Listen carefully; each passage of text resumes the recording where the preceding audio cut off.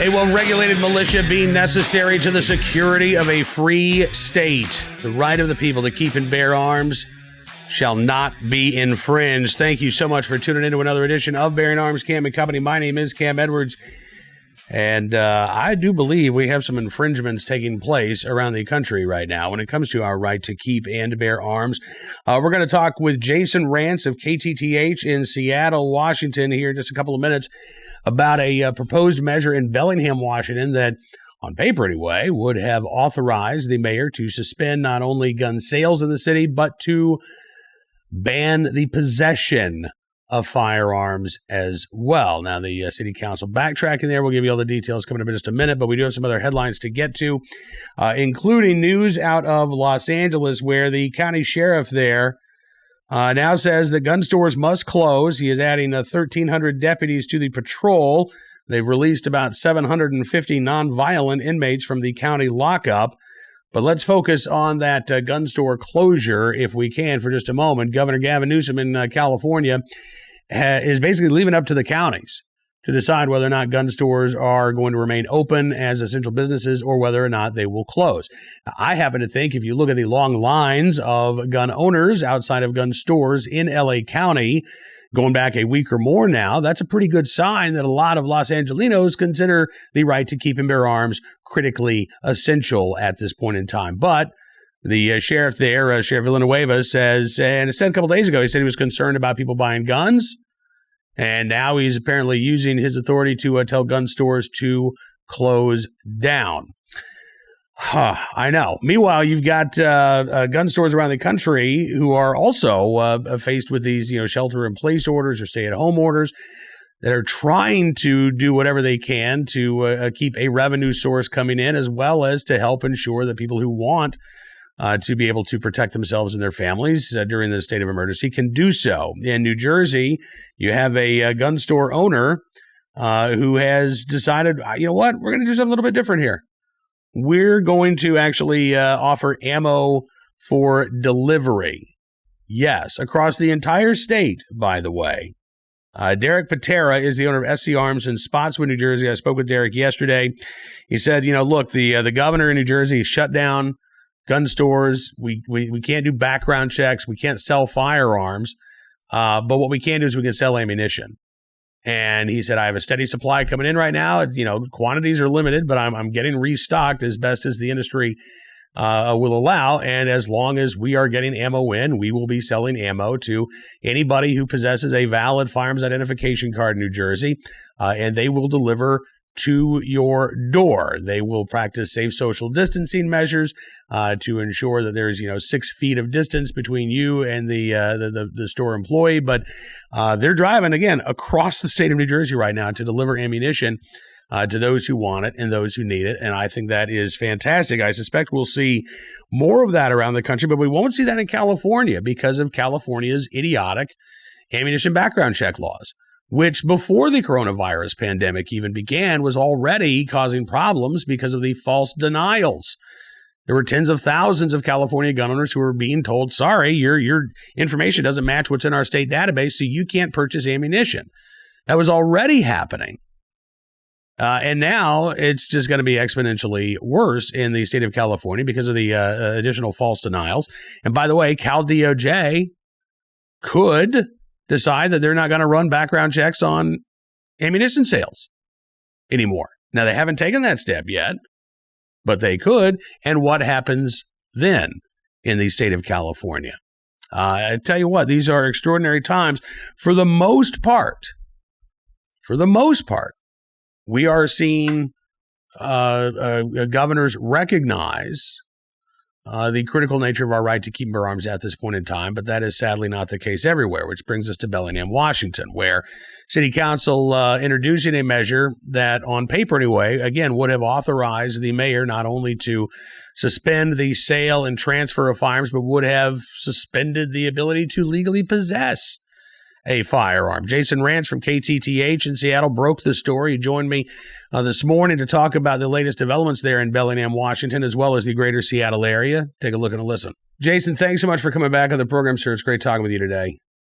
Thanks for having me. Yeah, more news from one of the hotspots right now for the coronavirus in the Seattle area. You reported that the city council in Bellingham, Washington, set to consider Monday evening an emergency declaration that would have allowed, at least on paper anyway, the mayor of Bellingham to not only suspend gun sales, but to actually make it illegal to possess a firearm during the state of emergency. I know that you were busy on Monday getting the word out about this and letting folks know what actually happened with this ordinance Monday night, or this proposed ordinance Monday night.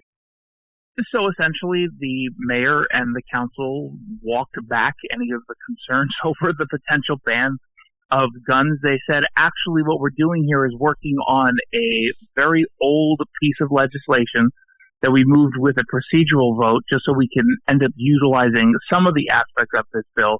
So they said they have no intention of actually banning weapons. They're saying, and I spoke to a council member yesterday on my show, Councilmember Michael Lillquist, saying this is just a bill that was written in the 70s, and we just haven't removed the anti-gun language yet. He indicated to me that he was looking into ways to get this language taken out of the bill because they said they have no intention of actually utilizing any of the anti-gun language. They said that they didn't actually see the legislation that was posted online before they were taking this vote, which they said is part of the reason why so many people got freaked out by it.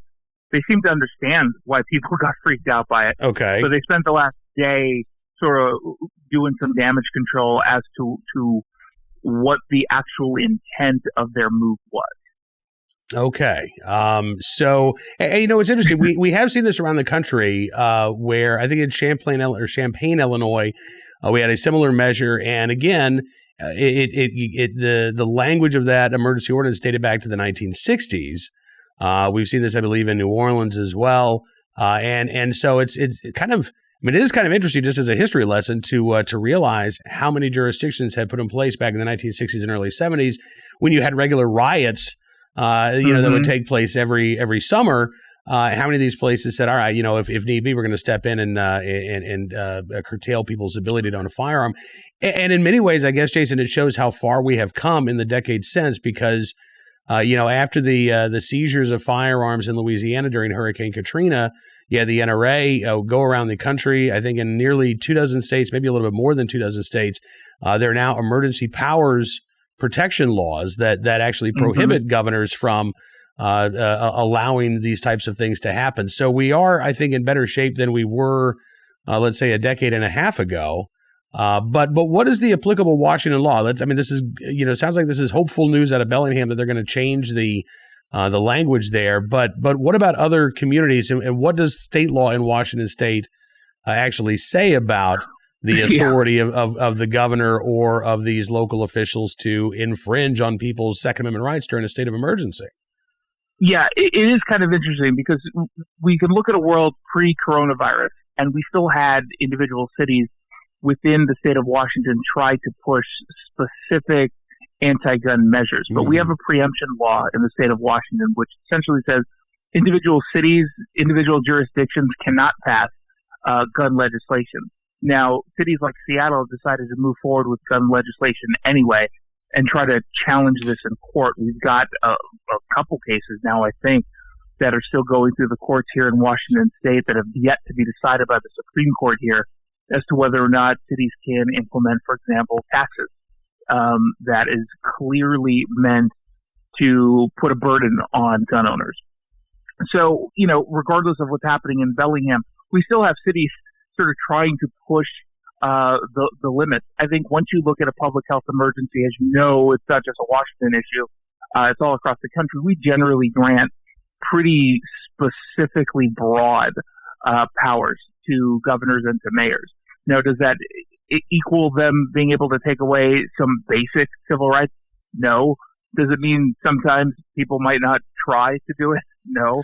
I'm waiting for Bellingham to actually get this language out of their bill, and I think they should have done a better job in at least explaining away what the intent was early on, because as I talked to this council member, I mean, he basically agreed that, yeah, it's very easy to read that and say, oh, yeah, they're trying to take away guns.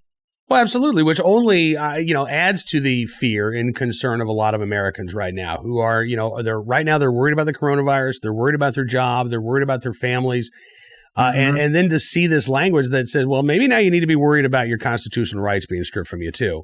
That does add to the unnecessarily to the confusion and to the fear that a lot of people are feeling at the moment. 100%. Look, when we're going through a public health crisis, people tend to hunker down in ways that are effective in this case, not spreading the virus, but also because of their fears, they end up hoarding materials. They end up feeling like their personal safety is at risk in a way that, probably isn't. I don't necessarily think anyone should be going down and buying a bunch of ammo right now out of fears, but I get the concern from folks, and that's just how it goes.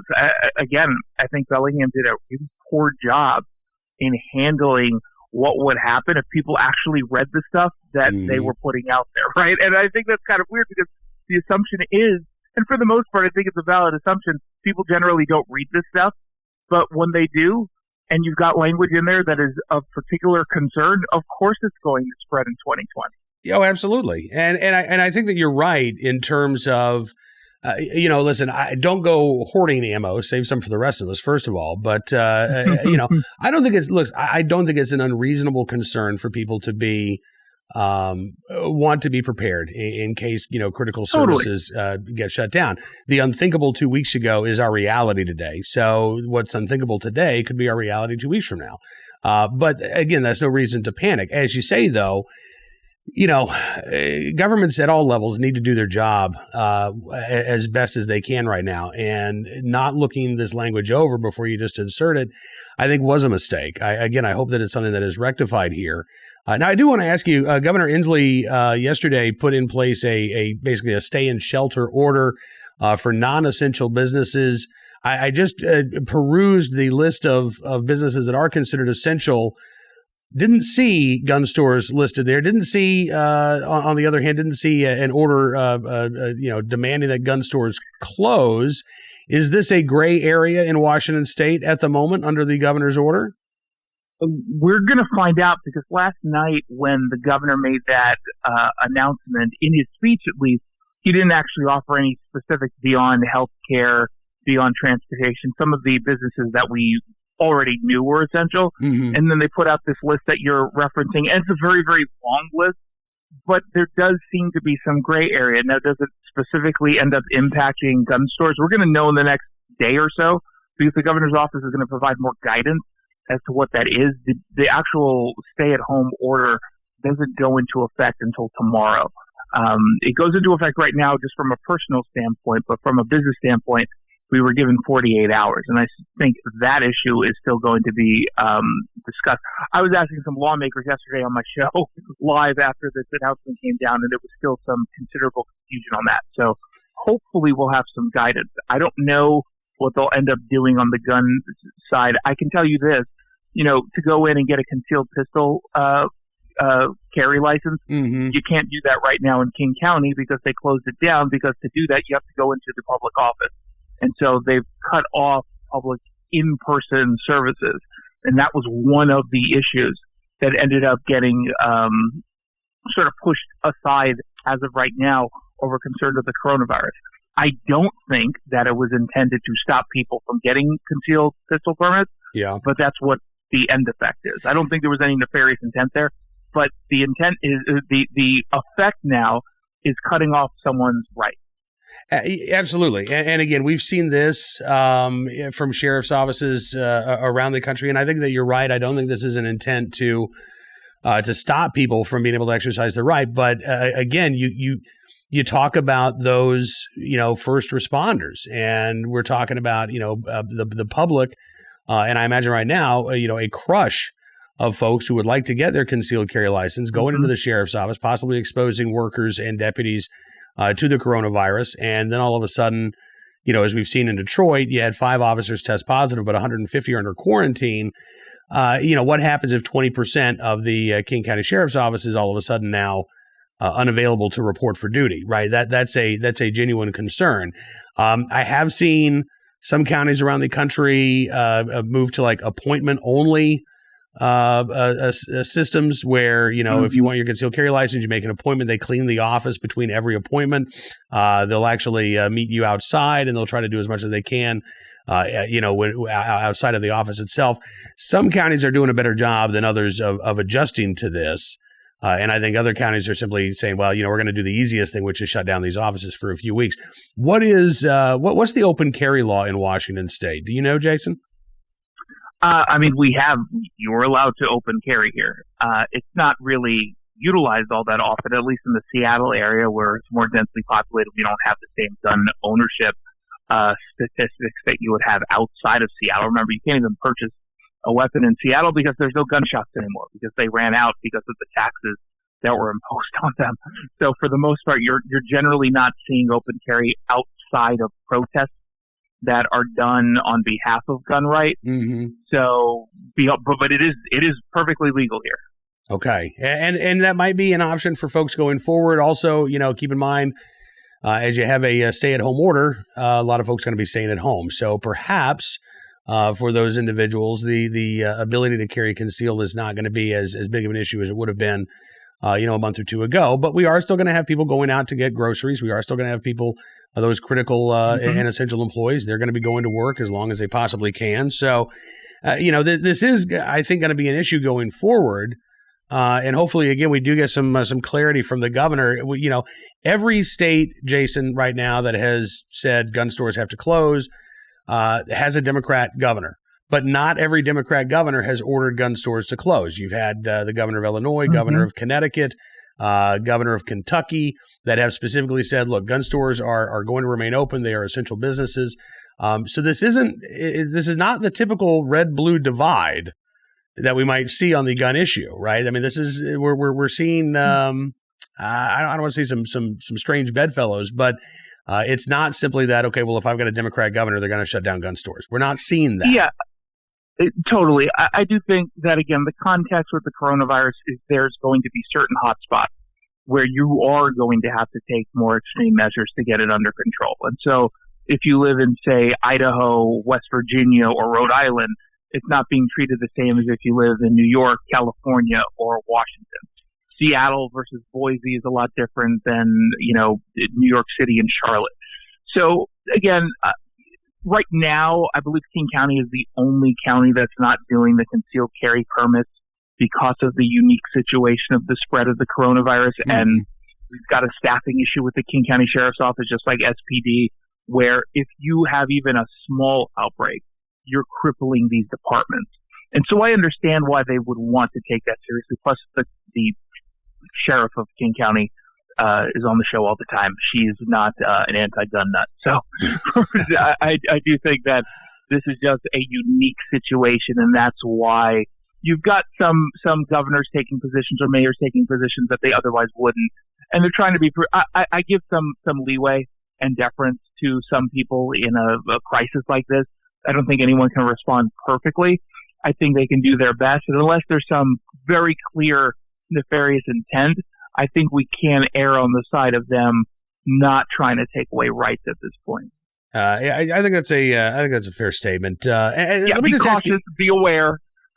Yeah, and look, unfortunately, I mean, there are going to be some that try to politicize this to use their anti-gun agenda.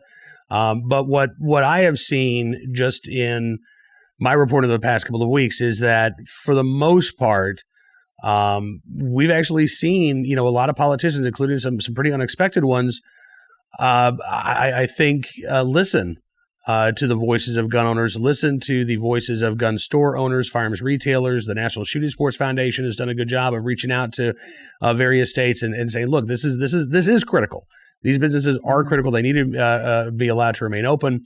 And again, it hasn't been 100% successful, but I think right now, for the most part, we have seen this desire to err on the side of our rights at this point. Now, just real quick, I want to ask you, how are things right now in Seattle? It seems to me that we've seen some reporting over the past couple of days that perhaps we're starting to see a leveling off of of new cases in the Seattle area?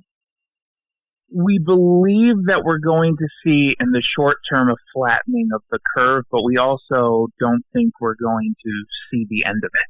So I was on Fox News last night, and there was a UW doctor on right before me, and he made the point that we're expecting to see sort of a spike in the next 2 weeks, and after that spike, we'll have a better sense as to whether or not the curve is flattening, just because we didn't have the best testing mechanisms in place up until recently. So we're even though we started 2 weeks behind, say, New York, our testing capabilities were not set up the same way currently New York is set up.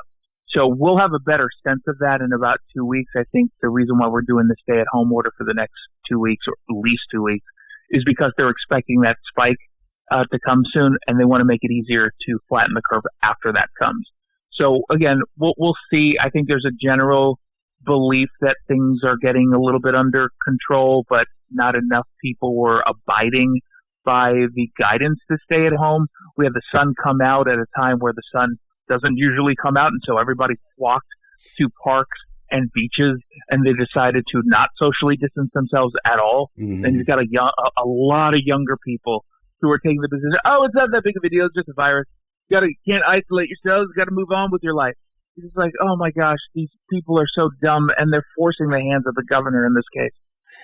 Yeah, and we're seeing this too. I was talking to a friend who lives in a pretty big southern city, and just talking about, between St. Patrick's Day, between, the Mardi Gras celebrations, and the, just the spring break, that, a lot of these cities saw over the past few weeks, just bam, bam, bam.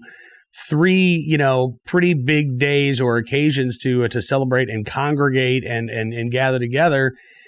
I don't think we've seen the full impact of the lack of social distancing in a lot of these places yet because of the incubation period of the disease. I will say this, for the most part, the ones we're seeing who are disobeying this are young people, right? So they're Gen Y, Gen Z, and millennials. And I noticed the irony the other day of this is the same group that tells us, misusing data on purpose, that the world is going to cease to exist because of global climate change within 10 years. And we have to act now. And yet the sun comes out and they go outside and completely ignore all the guidance on an immediate public health concern. It's just very ironic. Yeah, it is. But irony abounds these days, unfortunately. Jason, Listen, man, thank you so much for coming on the program. Thank you for everything that you're doing, keeping folks informed there in Seattle. If we've got any Seattle area listeners, I'm sure they already know how to find you. But, you're online as well. How can folks listen to your show? Yeah, you can go into wherever you download your podcast. Just search Jason Rantz Show, and you'll be able to connect. And find me on Twitter, Jason Rantz. All right, Jason, thanks so much, man. Be safe, and we'll talk to you soon. Thank you. You bet. Jason Rantz joined us from KTTH in Seattle, Washington, here on Bellingham Arms, Cam and Company. Appreciate Jason joining us on the program. By the way, if you want to chime in and let us know what's going on in your neck of the woods, we would love to hear from you. Are gun stores open? Are they packed? Are they closed? Have you not left your house in a week? Email address, cam.edwards@bellingham.com. We'd love to hear from you on Twitter as well, @CamEdwards. Feel free. Share your stories. We're going to try to be an open line of communication all across the nation here while this pandemic sweeps across the United States. And, normally we do our armed citizen story. We do our recidivist report. We do our good deed of the day. Right now, it's so many court systems are closed. It's very difficult to come up with our recidivist reports. But the good news is we do still have Americans who are protecting and defending themselves across the country right now. This story, today's armed citizen story from Indianapolis, Indiana, where Channel 6 reports a homeowner shot and critically injured an intruder in the overnight hours. Great to see this. Again, it looks like the homeowner not hurt. According to the Indy Channel, Indianapolis Metropolitan Police Department officers called to the home around 3 o'clock in the morning for a report of a person who had been shot. When they arrived, they located a man suffering from at least one gunshot wound. He was taken to Eskenazi Hospital in critical condition. Detectives at the scene say 2 people were inside the home when they heard someone trying to break in through the rear entrance. Homeowner opened fire, striking the suspected intruder at least once. The incident does remain under investigation, but at this point in time, looks like a pretty clear-cut case of self-defense. And by the way, for any would-be criminals, not that we have a huge pool of would-be criminals that might watch this program, but just a little bit of advice here. This is not the time that you really want to spend, a great deal of time in the hospital recovering from your injuries after trying to break into a home, nor is it a great time to be spending in jail at the moment. So, probably something better you could do than break into somebody's home and possibly pay for it with your life, certainly pay for it with the loss of your freedom. Stay at home, play categories instead, do something like that. All right, that is going to do it for this edition of Bearing Arms Cam & Company. I want to thank you for being a part of the program today. One reminder or one bit of information, the National Shooting Sports Foundation has put out a database of the various emergency orders that we've seen around the country and what the applicable state laws are regarding gun stores and firearms retailers. You can find that at nssf.org. It's a great resource. I appreciate you checking it out. We will have more of the latest Second Amendment news and information from all across the nation coming up tomorrow. But in the meantime, you can stay informed and up to date at bearingarms.com. You can also become a VIP member of bearingarms.com and support our Second Amendment journalism during this critical time. We do thank you for your support. You can also find us at Town Hall Media on YouTube, also Bearing Arms Cam & Company at Apple Podcasts. That way you never have to miss a moment. Be safe, be well. We'll talk to you soon with another edition of Bearing Arms Cam & Company tomorrow.